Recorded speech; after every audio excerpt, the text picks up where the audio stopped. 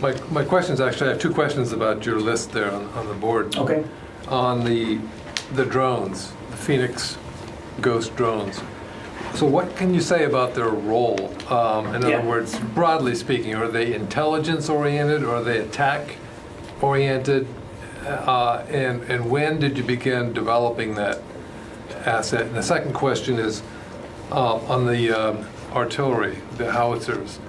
In layman's terms, what is the significance of 5 battalions worth of artillery that you're helping the Ukrainians develop? 5 battalions of additional artillery will add to their complement of their own artillery battalions. It's added firepower. Now, we're not putting U.S. troops in with these systems, so they're going to have to provide the artillerymen, of course. But it's added capability. It's 5 more battalions, which is quite a number. You know, hundreds of additional troops to field these systems. But they're additional systems, and what makes it important is the kind of fighting that we expect in the Donbass, because of the terrain, because it's open, because it's flat, because it's not as urban.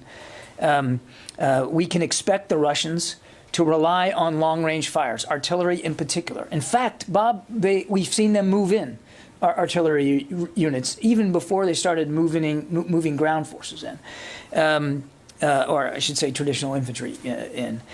So we know that this is going to be part of the Russians' playbook, the use of long-range fires, which are assisted by artillery. Understanding that terrain, understanding the geography, understanding Russian doctrine here, we believed, but more critically, the Ukrainians believed, that they needed additional artillery firepower, and that's what these will offer, in addition to the 18 that are already beginning to move in as well. So we're going to continue to have a conversation with the Ukrainians about their needs going forward.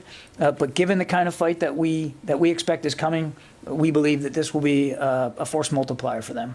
Okay. And then on the Phoenix Ghost, this is a drone that had been in development before the invasion. Clearly, the Air Force was working this, and in discussions with the Ukrainians again about their requirements, we believed that this particular system would very nicely suit their needs, particularly in eastern Ukraine. And so it was already in development, but we will continue to move that development in ways that are attuned to Ukrainian requirements for unmanned aerial systems of a tactical nature in eastern Ukraine. I'm just not going to get into great detail about the specifications here. I would just tell you that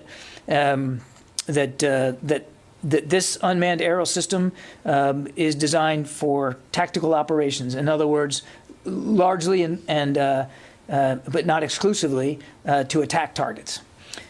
It, like almost all unmanned aerial systems, of course, has optics.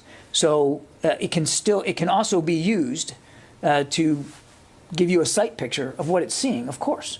But its principal focus is attack.